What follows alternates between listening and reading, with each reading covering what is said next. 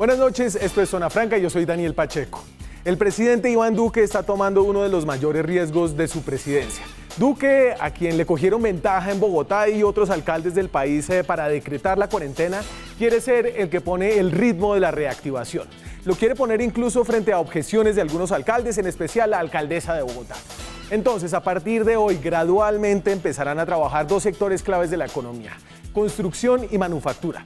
Este relajamiento de la cuarentena, que está ocurriendo también en otros países del mundo, es una apuesta arriesgada del gobierno por una razón principal. En Colombia aún no hacemos suficientes pruebas de coronavirus para tener una imagen precisa, una imagen actualizada de lo que pasa con el virus en el país. Hemos hecho más de 80.000 pruebas, pero eso es insuficiente para tener una visión actualizada de lo que va pasando. Además, solo se hacen pruebas a las personas sintomáticas, a las que ya podrían tener el virus. ¿Es una irresponsabilidad entonces abrir la economía sin suficientes pruebas? Creo que no necesariamente. El gobierno tiene otros datos que son importantes para medir cómo va el avance de la epidemia. Por ejemplo, el ministro de Salud sostiene que la tasa de propagación del virus se ha reducido. ¿A partir de qué afirma esto? Aquí explica Fernando Ruiz. Lo que es aquí es claro, es que ese número ha venido bajando, que lo estamos monitoreando y que uno lo puede tomar medidas indirectas, como por ejemplo decir que entre la semana del 1 al 10 de abril tuvimos un aumento de 270 personas diarias hospitalizadas, pero ya del 11 al 20 solo tuvimos un aumento de 11 personas hospitalizadas. Eso indica que este número ha ido bajando, que es un número muy variable y muy sensible, sí. Como sea, parece que hasta ahora la medida del presidente entrará en efecto al ritmo de las alcaldías de cada municipio. Para poder operar las empresas tienen que pasar unos protocolos de bioseguridad, esos protocolos tienen que ser autorizados por cada municipio. Por eso hoy en Bogotá se vio poco movimiento en obras y según la alcaldía el sector de manufactura solo podrá funcionar hasta el 11 de mayo. Pero más allá de cómo lo haga cada municipio, de aquí para adelante, además de llevarle el ritmo al virus, la curva epidemiológica será un testimonio de si la decisión del presidente de relajar la cuarentena fue acertada o equivocada. Aquí arranca Zona Franca.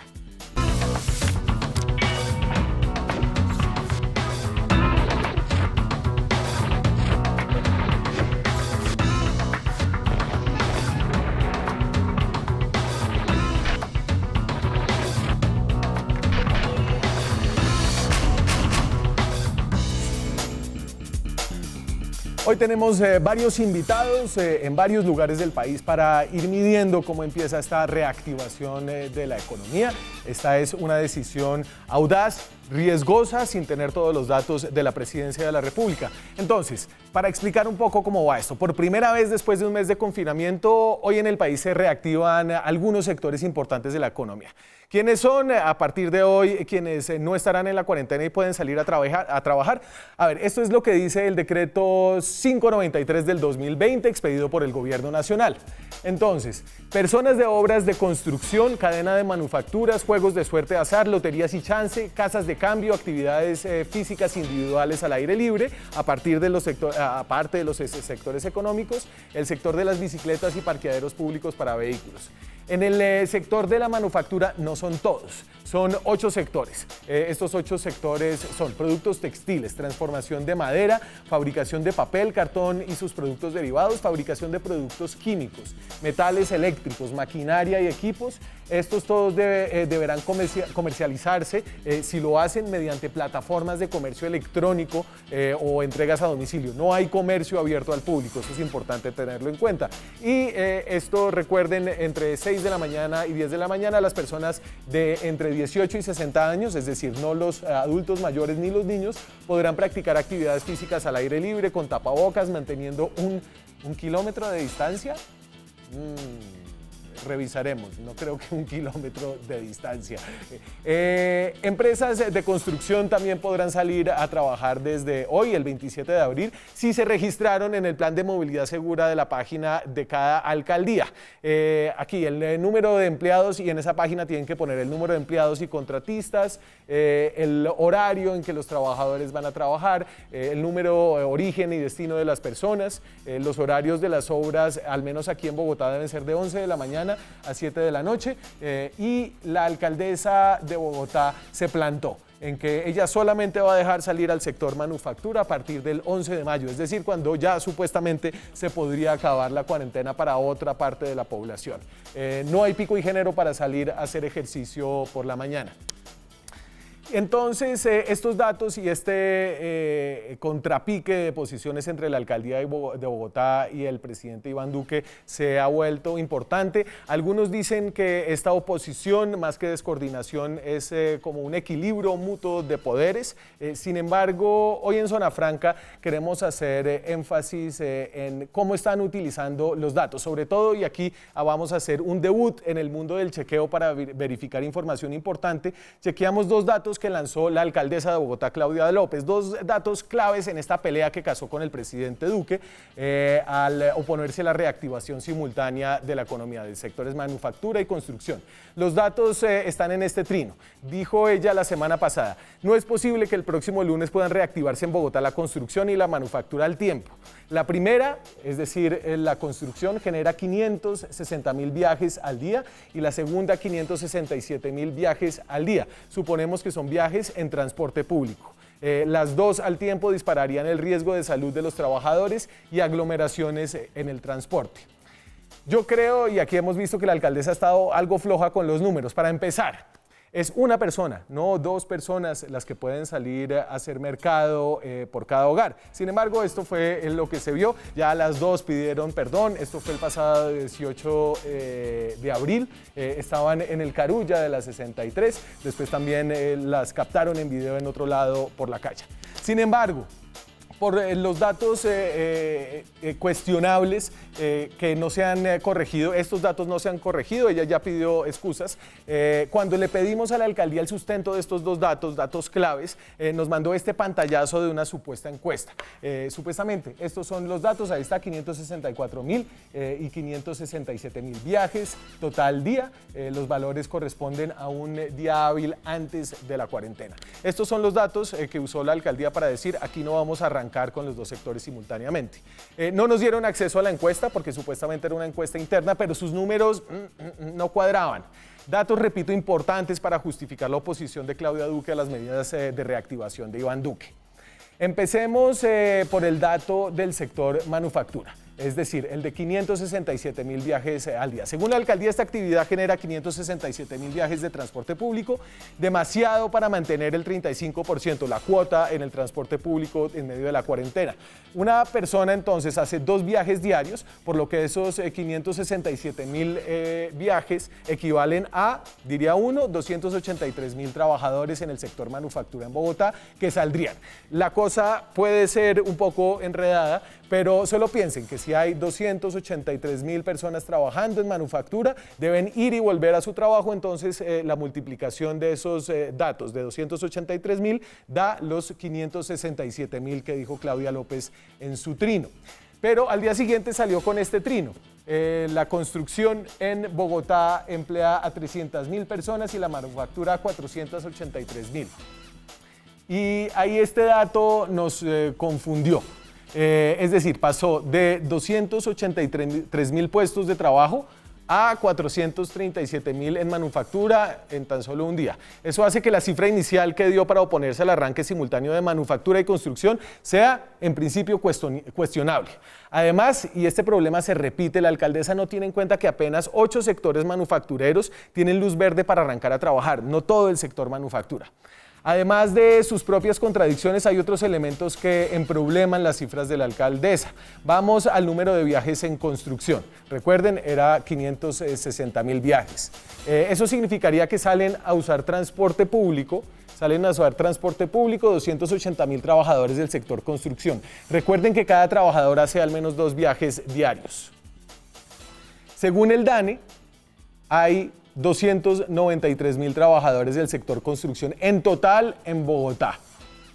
En total en Bogotá están esos 293.000 trabajadores en construcción en Bogotá. Según la cifra de la alcaldesa, para hacer 560.000 viajes tendrían que salir el 95% de todos los trabajadores en el transporte público. Y esto parece muy dudoso, si bien las únicas obras autorizadas son las del sector formal y apenas unas cuantas han adelantado el proceso de los protocolos. Esta duda fue corroborada por Alejandro Callejas, gerente de Camacol en Bogotá, el gremio de los expertos en el sector de la construcción. Esto dijo durante uno de nuestros programas. En el sector de infraestructura en Bogotá hay 300.000 trabajadores. Sí. De esos 300.000 trabajadores, más o menos el 60-65% corresponde a la actividad edificadora, es decir, a nosotros como Camacol. Y ese 65% corresponde a más o menos 170.000 obreros. Entonces, clasificamos las declaraciones de Claudia López como cuestionables. La alcaldía no hizo público el sustento de estos datos y los datos no cuadran con el sentido común ni con la opinión de los expertos. Repito, estos datos son importantes, no es por fregar a la alcaldesa, son importantes porque son el sustento de la negativa de ella de unir simultáneamente dos sectores que en otras ciudades del país sí están empezando gradualmente a trabajar. Por eso ahorita vamos a hablar con un alcalde de otra ciudad principal colombiana. Todavía no lo tengo al alcalde. Todavía no lo tengo al alcalde. El alcalde de Medellín, Daniel Quintero, quien nos va a contar cómo están pasando las cosas allá. Recuerden, aquí cada municipio, cada alcaldía será el responsable de ponerle el ritmo al grado de apertura, porque las empresas manufactureras, las empresas de construcción, solo las empresas formales tienen que pasar frente a esas alcaldías unos protocolos de bioseguridad, unos protocolos que deben seguir unas regulaciones que dio el gobierno central de Bogotá, unas regulaciones que luego deben ser aprobadas por esas alcaldías municipales. Eso significa que serán los alcaldes quienes finalmente le pondrán el ritmo a la reactivación, más allá de lo que haya dicho la directiva del presidente. Eso no significa que en los días que vengan no vaya a haber aún más roces al respecto, que las cifras epidemiológicas empiecen a contrastarse frente a esta decisión, aunque sabemos que las cifras que tenemos hoy son cifras, las de datos confirmados, por ejemplo, cifras de cómo estaba la foto de la epidemia hace 1-2 semanas. El número de pruebas que decía yo es uno de los puntos más débiles del gobierno a la hora de poder tener una foto, ha aumentado sustancialmente en los últimos días. Pasamos de hacer alrededor de 2.000 pruebas a más de 4.000 pruebas. Esto es bueno, pero no es suficiente. Además de eso, solamente se le están haciendo pruebas a las personas que tienen síntomas. Cuando usted se enferma y dicen de esta puede ser una persona que tenga coronavirus, o a las personas que tuvieron contacto con esas. No se han hecho pruebas aleatorias dentro de la población. ¿Cómo vamos con la conexión? Todavía no lo tenemos. Vamos a hacer una cosa, vamos a una pausa y cuando regresemos nos conectamos con el alcalde de Medellín, Daniel Quintero. Ya volvemos. Seguimos en Zona Franca. Esta noche, el primer día, luego de que pudieron salir dos sectores de la economía que estaban trancados en cuarentena, el resto siguen confinados. Hablamos de cómo se ha empezado a implementar esta medida en algunas de las principales ciudades del país. Tengo en la línea al alcalde Daniel Quintero, el alcalde de la ciudad de Medellín, la segunda ciudad de Colombia. ¿Qué tal, alcalde? ¿Cómo está? Buenas noches. Querido Daniel, ¿cómo estás? Un saludo para ti y para toda la audiencia. Muy felices, muy agradecidos con el comportamiento de la ciudad durante esta primera cuarentena. Medellín es una de las ciudades que en América Latina ha tenido uno de los mejores resultados, tanto en contagios como lamentablemente el número de fallecimientos. Pero en general, muy agradecido porque ese es el resultado de que la gente ha sido disciplinada, ordenada, cumplido. Y también, sin duda, por cómo se ha unido aquí todo el mundo, la empresa, la academia, todas las instituciones, la coordinación de la alcaldía para que pasen muchas cosas positivas. Los temas de los ventiladores, los temas de los tapabocas, de los reactivos y mil cosas más. Venga, entonces, alcalde, quiero que me cuente usted cómo recibió. Yo lo vi con el presidente en una de estas de los programas, de hecho aquí en su escenario, lo vi con el presidente y entiendo que usted está de acuerdo, está caminando, digamos, junto al gobierno, cuando el presidente Duque dice, mire, aquí confinamiento sí, pero hay que empezar a aflojar y yo creo que hay que empezar a aflojar por manufactura y construcción. ¿A usted le parece que es una medida acertada? Sin ninguna duda hay que hacer una apertura segura y eso es lo que viene haciendo Alemania, Corea del Sur, muchos países que no se quedan encerrados todo el tiempo. Los confinamientos en la mayoría de ellos han sido por cerca de un mes y luego empiezan a hacer aperturas seguras. Y las aperturas seguras tienen que estar acompañadas de protocolos. El gobierno nacional ha establecido unos protocolos. En Medellín, ¿qué hicimos? Nos anticipamos, preparamos una plataforma donde las empresas pudieran subir sus protocolos, los estamos revisando, aprobando y eso ha permitido que muchas empresas puedan otra vez operar, salvar esos empleos, salvar esas empresas, pero al mismo tiempo, con el uso de tecnología avanzada, mantener el control para garantizar lo que más nos importa, que es la vida de los ciudadanos. Por eso establecimos una plataforma que hoy tiene ya más de 2 millones de ciudadanos inscritos, más de 800.000 familias, Sí. pero al mismo tiempo 29.000 empresas que se han inscrito a cerca de 300.000 empleados que nos permiten, en caso de que haya un caso de coronavirus, saber exactamente a qué familia, a qué empresa y hacer los cierres en esos lugares y de esa forma proteger a la población. Y entonces usted tiene más de 20.000 empresas que ya le han hecho llegar estos protocolos diciendo yo voy a cuidar a mis empleados de esta y esta manera. ¿Y esas son empresas que ya pueden empezar a operar o que están esperando que usted les diga si esos protocolos están bien, hágale?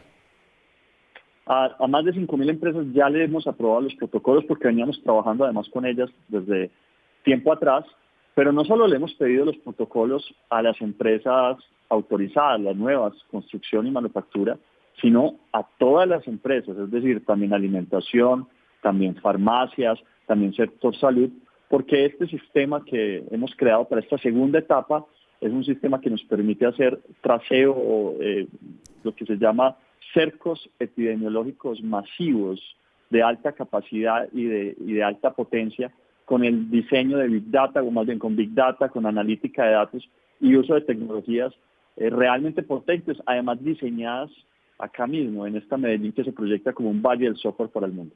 Bueno, y este era uno de los fuertes suyos. Usted trabajó como viceministro en el Ministerio de la Información y las Telecomunicaciones. ¿Esta plataforma ya se está utilizando para hacer algunos de los cercos que han tenido que hacer por los casos de coronavirus ya confirmados en Medellín o es para el futuro de esta apertura? No, ya se están usando. Tenemos casos, por ejemplo, nosotros tuvimos una propagación hace unos 15 días en la minorista. Gracias precisamente a lo que veníamos haciendo, empezamos a preparar el protocolo de cómo son los cierres de las empresas cuando hay brotes.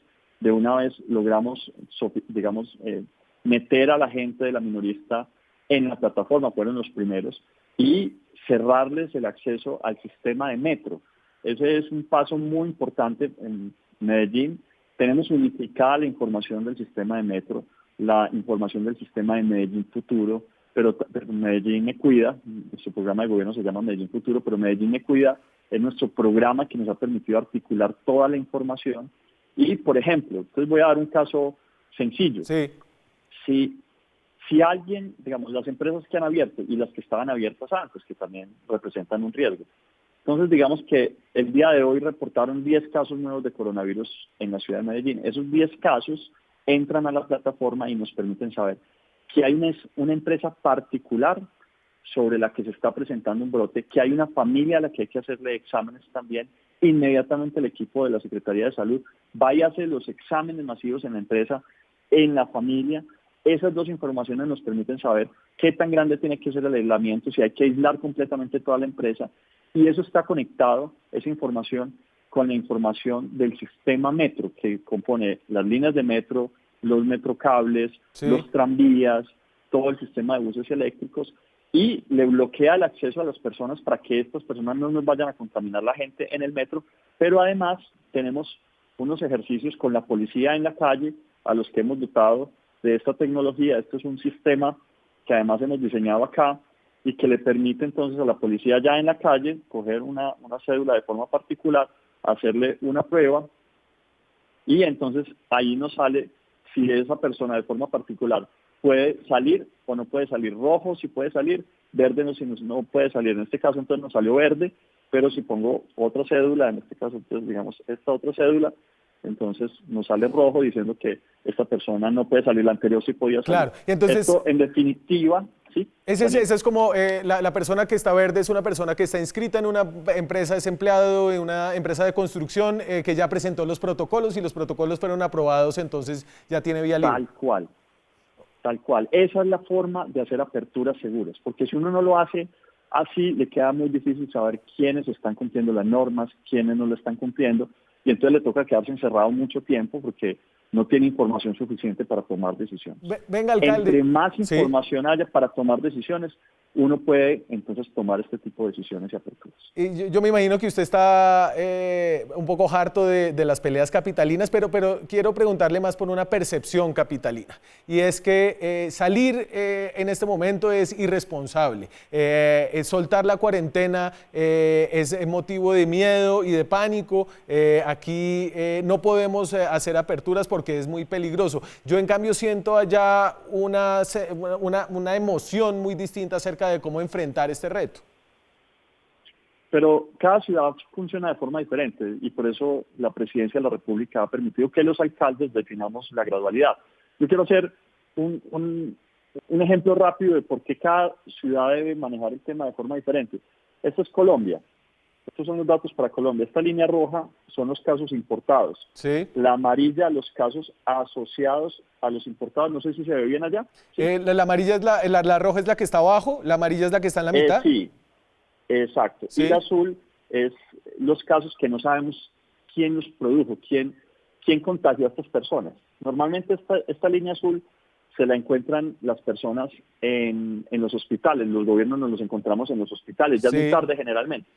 Entonces, cuando uno empieza a revisar, entonces, por ejemplo, vamos a revisar el caso particular de Bogotá. Entonces, Bogotá, la línea azul está muy alta. Entonces, ellos tienen que hacer un poco más de gradualidad a la hora de salida, utilizar más información, más tecnologías de la información para poder enfrentar el reto.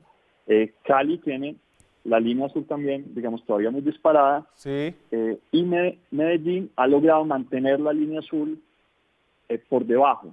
Entonces, claro, esto es el resultado precisamente del uso de información. Cada ciudad, en definitiva, tiene que mirar cuál es su momento, cuál es su estado y en función de esas variables tomar decisiones.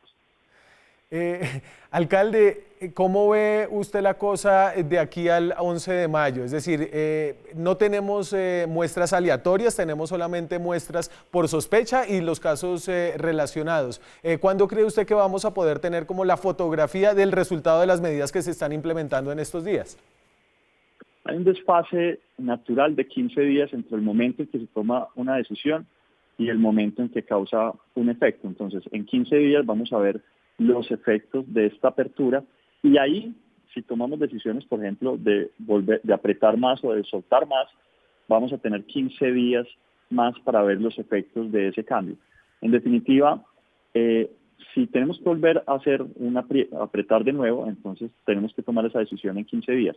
Lo que están haciendo los gobiernos en el mundo es que van abriendo, van cerrando, van abriendo, van cerrando en función de cómo se va comportando la línea epidemiológica. En Medellín tenemos data que nos permite saber exactamente dónde estamos, cuánto tiempo podemos abrir y podemos analizar esto muy rápido, casi en tiempo real, de modo que incluso no tengamos que esperar los 15 días para ver los efectos.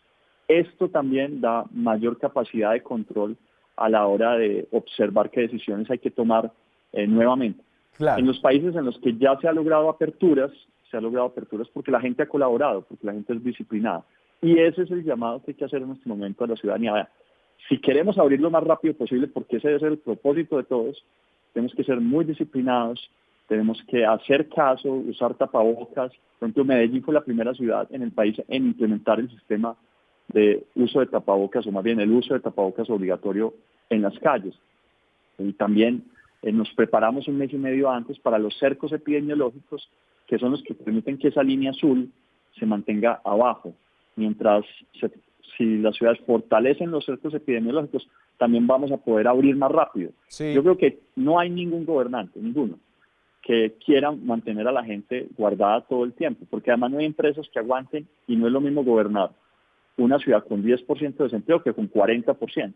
Y las empresas cada vez están teniendo más dificultades para pagarle a sus empleados. Entonces hay que lograr ese balance que lo definen los expertos epidemiólogos en función de cómo va subiendo el número de casos, ocupación de camas de cuidados intensivos para tomar decisiones. Hay gente que dice que estas decisiones se están tomando por presión de los empresarios y hay una cierta denuncia a la avaricia. ¿Y usted qué cree de ese argumento? No, aquí las decisiones las tienen que tomar los expertos. En Medellín nosotros hemos sido acompañados por los expertos de la Universidad de Antioquia, por ejemplo, la Facultad de Medicina de la Universidad de Antioquia, con su decano, incluso con expertos de todos los epidemiólogos expertos de la ciudad se han sumado para definir cada decisión que hemos venido tomando. Y eso nos ha ubicado en América Latina como la ciudad que hoy tiene mejores resultados. Ahora, el éxito, por ejemplo, de países como Alemania, de Corea del Sur, es precisamente el uso de tecnologías, el uso de información y la responsabilidad de sus ciudadanos. A eso es a lo que tenemos que apelar, porque a nadie le conviene tampoco las empresas quebradas. Es decir, imagínense donde nosotros hoy, para darles un dato duro hoy, si hoy reabriéramos toda la economía, más o menos 1 de cada 4 empresas no abrirían porque ya están quebradas. Sí. Eso significa que estamos hablando de un incremento más o menos del 12% de desempleo, 10-12% que teníamos, a un 20-25% hoy. Sí. Si entre más se extienda eso, pues más desempleo va a haber. Ahora, ¿eso va a salvar más vidas? Sí o no, depende de las decisiones que tomen los gobiernos. Hay gobiernos que han reaperturado de forma segura. Ese es el propósito. ¿Cómo abrir de forma segura? En eso nos tenemos que esforzar todos y yo sí tengo que decir que yo veo al gobierno nacional tomando decisiones en ese sentido. ¿Cómo abrir de forma segura? Y lo mismo estamos tratando de hacer todos los alcaldes y gobernadores. ¿Cómo abrir de forma segura? Protegiendo la vida de los ciudadanos. Déjeme adelantarme a un problema que va a surgir en algún momento y es que uno puede entender cómo funciona una gradualidad en el sector formal, donde usted sabe cuáles son las empresas, cuáles son los empleados. Va a llegar un momento en el que el sector informal, que es el que más necesita salir, necesite una reactivación y ahí es difícil pensar en cómo hacerlo gradualmente. Es decir, en el sector informal la gradualidad va a ser complicada. ¿Usted ha pensado en cosas? ¿Se le han ocurrido ideas? Esta es la gran oportunidad para formalizar. Digamos, las crisis pueden ser vistas como problemas o oportunidades. Esta es la gran oportunidad para formalizar a quienes han operado de forma informal en las ciudades, en el campo en general. Es una oportunidad para bancarizar también a muchas personas que hoy no tienen acceso al crédito. Entonces nosotros aquí lo que estamos viendo también es una oportunidad para conectar con la economía a muchas personas que han estado ausentes de ella, que han sido desplazadas de ella, lo que ha generado mayores niveles de desigualdad. Nosotros estamos viendo esto como oportunidades. Ahora, las ventas informales callejeras están, y el comercio todavía está prohibido, está cerrado. Hoy estamos abriendo algunos sectores que cumplan de forma específica y muy seria y estricta los protocolos de bioseguridad. Eso es lo que estamos haciendo de forma estricta. Y lo hemos hecho pues gracias a una plataforma que nos permite ayudarle a los que se quedan en casa. Esa plataforma es la ciudad del país que más ayudas ha entregado por per cápita. Nosotros hemos entregado ya, por ejemplo, más de 220.000 ayudas económicas a ciudadanos. La plataforma nos permite geolocalizar la gente y saber que a una persona en forma particular ya les dimos o el gobierno nacional ya les dio. Y eso obviamente nos permite llegar a más gente y hacer que la gente se quede en sus casas. Ahí tenemos inscritas más de 800.000 familias georreferenciadas cada una. Y ahora, por ejemplo, que se está reabriendo algunos sectores de la economía, pues podemos saber a quiénes no darles, porque si usted está trabajando, entonces pues su familia en teoría no necesita, porque usted está trabajando. Eso nos hace más eficiente también el apoyo a las personas que les toca todavía quedarse en casa, que son muchos. Alcalde, para cerrar, ¿cuál es el tema que le quita el sueño por estos días? Es uno de los temas claves que haya sido difícil de solucionar dentro de esta crisis. Bueno, para ser honesto, lo que más me preocupa hoy es no solo nuestra gente, nos preocupa Chocó, nos preocupa Amazonas. Estamos trabajando para mirar cómo llevamos ayudas a esos departamentos y a esas personas. En Chocó hay 4 camas de cuidados intensivos, la mayoría cuando se enferman los remiten a la ciudad de Medellín. Desde aquí nosotros no solo atendemos a Medellín, al Valle de Aburrá, Sí. sino a Antioquia y a Chocó, aparte de Córdoba.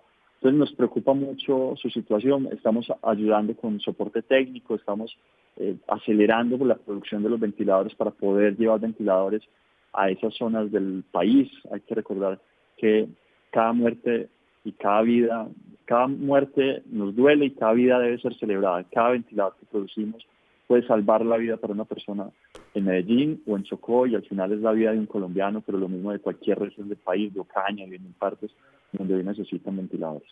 Es el alcalde de Medellín, Daniel Quintero. Alcalde, muchas gracias por atendernos esta noche.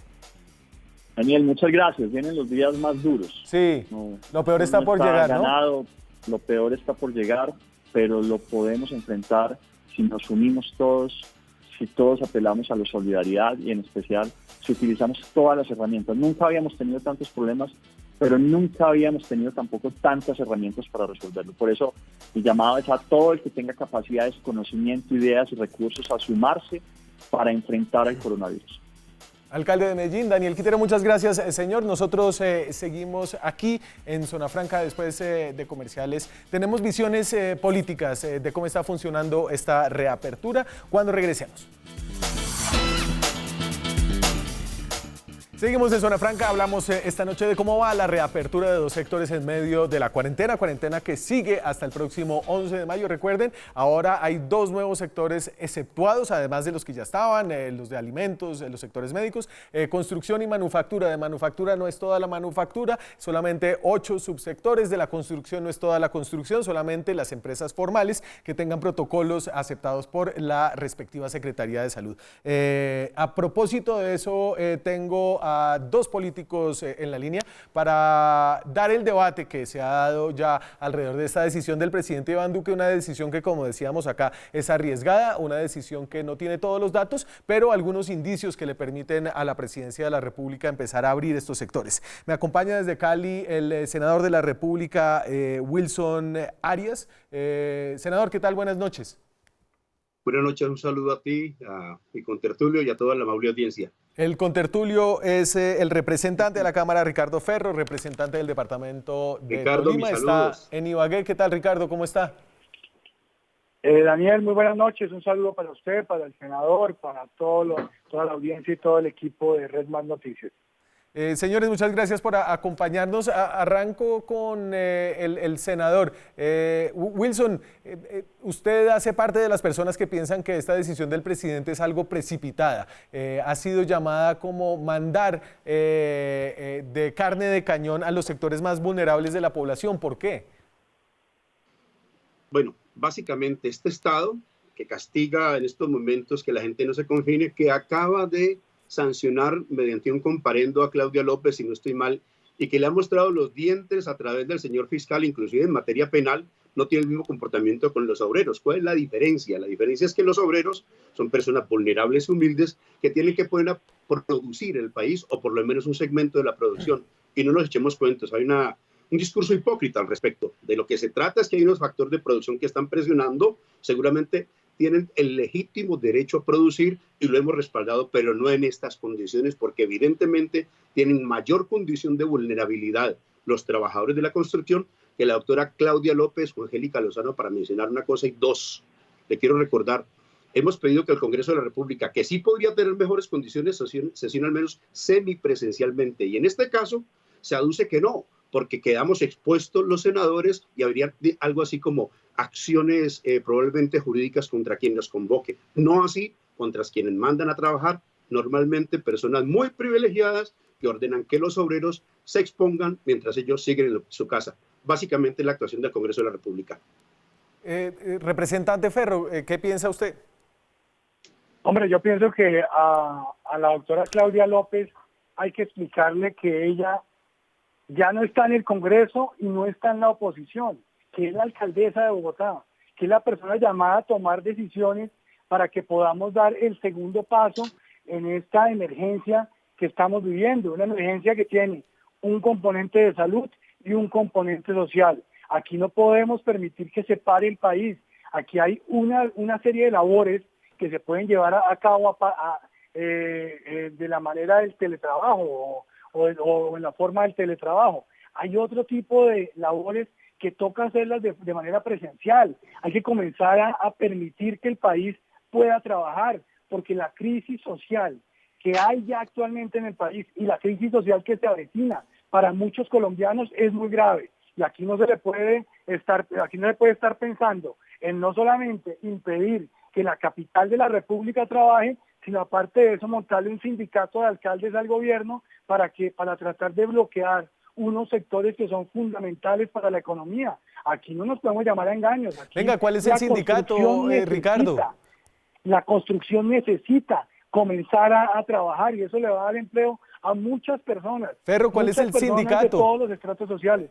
Hombre, un sindicato de alcaldes, pues un sindicato de alcaldes que está montando Claudia López en todo el país para ver cómo le pela los dientes al gobierno nacional y cómo genera un pulso político en semejante crisis tan difícil que estamos viviendo. Aquí lo que toca es gobernar y aquí lo más fácil es decir que no hagamos nada y que todo el mundo se quede en la casa. Pues qué solución tan fácil. ¿Y qué hacemos cuando esté quebrado el país? ¿Qué hacemos cuando desafortunadamente un país como el nuestro, que es un país que en donde la informalidad, en donde la construcción son los principales jalonadores de los recursos para todas las clases sociales? Sí. ¿Qué hacemos cuando se bloqueen estos sectores? Pues hombre, aquí yo os invito a la alcaldesa Claudia López a que deje de un lado el discurso politiquero, deje de un lado pensar en ponerle senador, una rueda si quiere métase ahí y que más bien permita que el país trabaje. Wilson, adelante. Bueno, no, creo que lo que acaba de decir el representante es una especie de confesión de boca sin propósito de enmienda. Está poniéndola donde es. El problema es, en general, poner a producir. Con las mismas razones, sencillamente, podrían salir muchos otros contingentes a elaborar. ¿Cuál es la distinción que el representante de la Cámara hace para que vayan los lungos al trabajo que en otros sectores de las capas medias, otros sectores de la producción, inclusive manufacturera, que no necesariamente de la construcción? Y le agrego, con iguales criterios podría, por ejemplo, sencillamente darse a la excarcelación de 120.000 presos que lo están en condiciones de hacinamiento, distribuidas en las cárceles del país. Están distribuyendo la pandemia desde la cárcel de Villavicencio. Hombre. Y lo que demuestra aquí es que hay un doble rasero del centro democrático, del gobierno nacional, de las autoridades que así lo propician, y hay una especie de manejo de biopolítica sobre los cuerpos. Una cosa son los cuerpos de los presos y otra cosa son los cuerpos de los obreros que van como carne de cañón a producir las ganancias.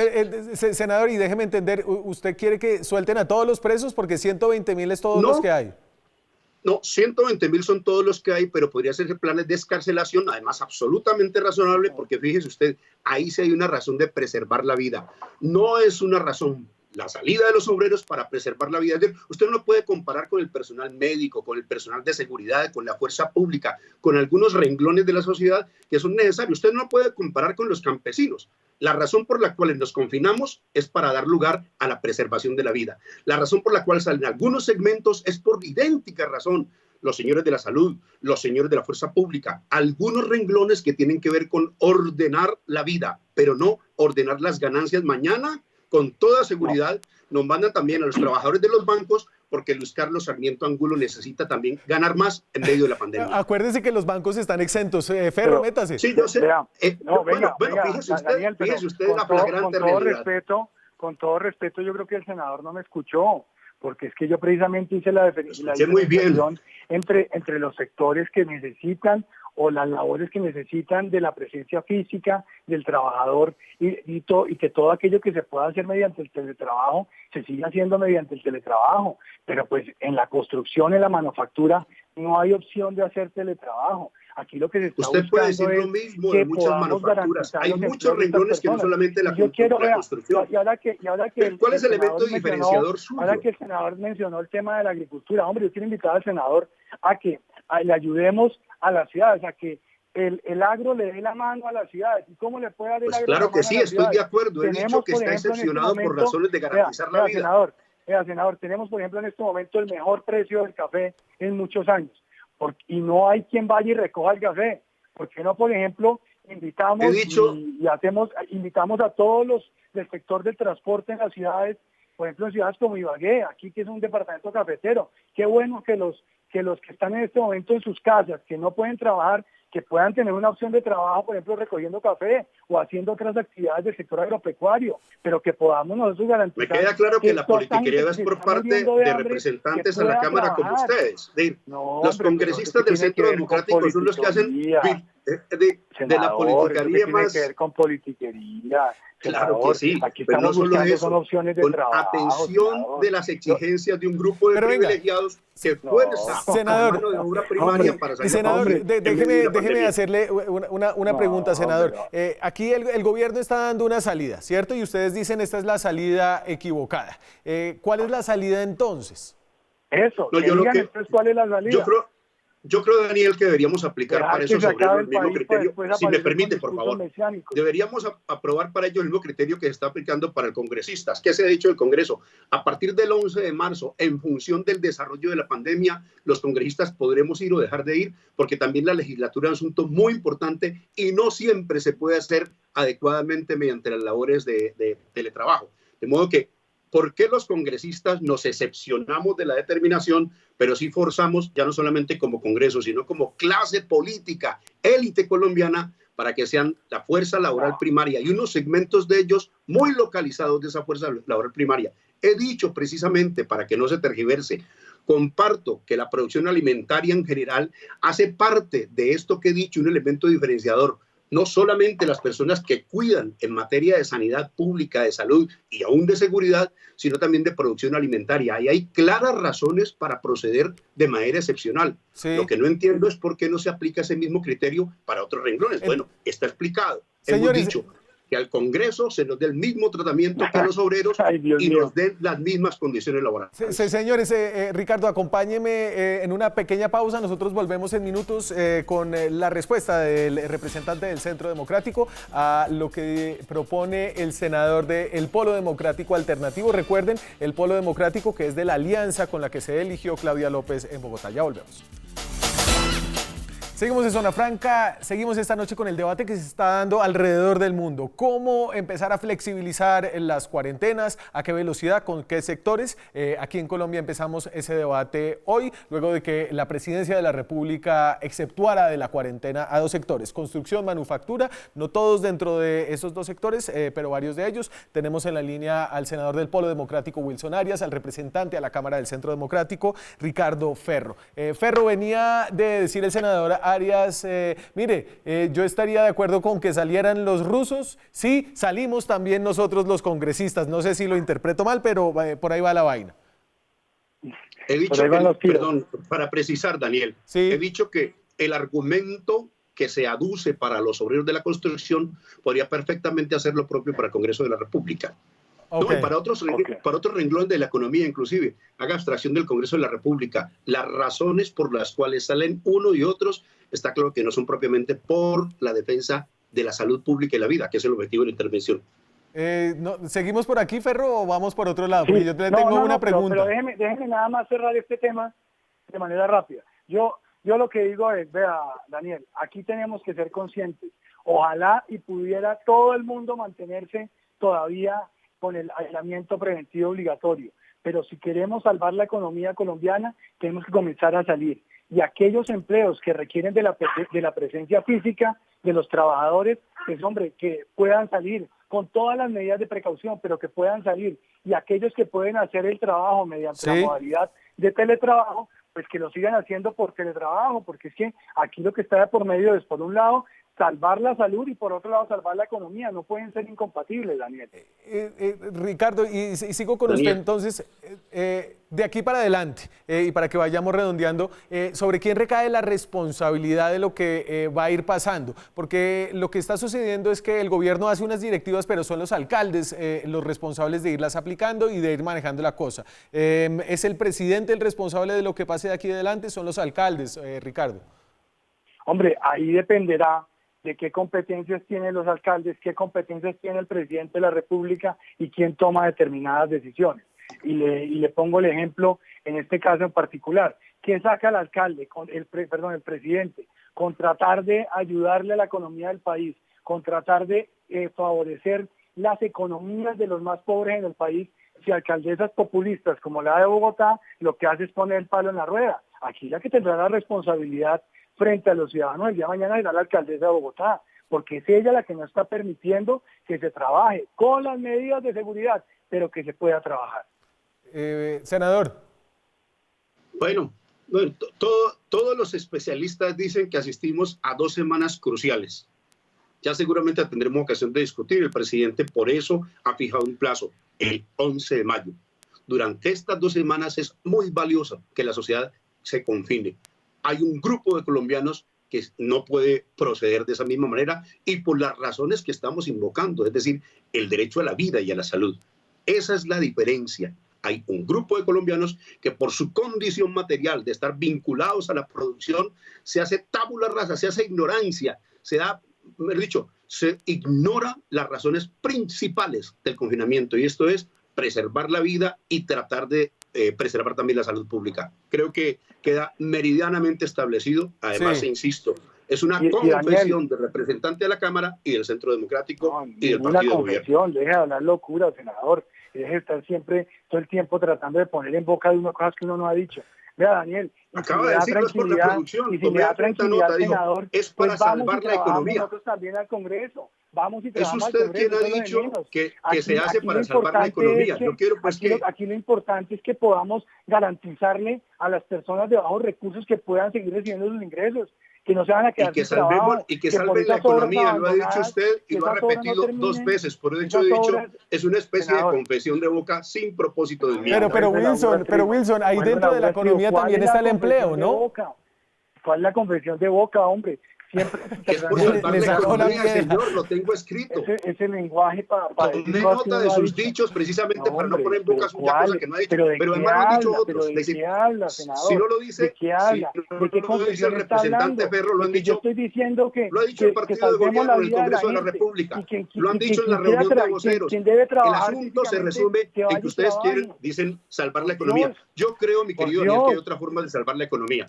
Yo creo que hay la posibilidad de que el Estado juegue un papel de recuperación económica que no signifique para las gentes humildes y especialmente me avergüenza que un renglón tan localizado de la economía termine exponiendo la vida. Meterle lucha de clases a un problema tan grave que está viviendo el mundo. No, claro que sí, señores. Lucha de clases cuando usted se propone salvar la economía al precio de la vida de unos ciudadanos. Señores, muchas gracias por haberme acompañado la lucha de clases es de ustedes, las élites que mandan a la obrería en nombre de salvar la economía. Siempre metiéndole lucha de clases, hombre. Señores, no se trata de lucha de clases, y bueno, imagínense cómo es de fácil el telecongreso. Los senadores Wilson Arias estaban en la ciudad del Cali, de Polo Democrático, el representante Ricardo Ferro del Centro Democrático. Muchas gracias a ambos. Antes de que se me acabe el programa, salimos a la calle, aquí en Bogotá, a tantear cómo estaba el tema de las construcciones y al menos en Bogotá, el sector construcción todavía no ha entrado. Eso es Zona Franca a la calle. Una cosa es decirlo y otra hacerlo. El sector de la construcción, con protocolos muy puntuales, pueda empezar su trabajo. El presidente permitió que desde hoy las personas de manufactura y construcción salieran a la calle, pero esta fue la realidad que encontramos. Visitamos muchas obras, pero no vimos ninguna que volviera a la normalidad, ni siquiera una como para hacer una entrevista a una persona de construcción. En los pocos lugares donde encontramos obreros, nadie quiso hablar. No había obreros trabajando, pero sí gente en las calles. Esto nos dijeron respecto a la idea de permitir la salida de las personas de construcción y manufactura. Si yo pudiera trabajar desde la casa, pues preferiría estar en la casa, claro. ¿Qué le toca? Pues porque mi trabajo es de campo. No estoy de acuerdo con este problema, con la levantada de la medida todavía, porque nosotros ni siquiera llevamos recién un mes en cuarentena. Está muy bien porque resulta que todas esas construcciones y todo emplean a mucha gente y son muchas familias que quedaron sin protección de nada, ni un mercado ni nada. Mal porque pues se supone que es una cuarentena, una pandemia, una enfermedad que si afecta a uno afecta a todos. Todo tiene que ser a medio estudio y tampoco enloquecernos, porque tú qué sacas con tener plata si tienes cáncer. Será gradual la reapertura. Aquí en Bogotá todavía no ha entrado, serán solo sectores formales y veremos más o menos en 2 semanas, según cuántas pruebas se hagan, cuáles son los resultados. Mientras tanto, seguiremos aquí con ustedes con más periodismo, más debate, más opinión. Chao.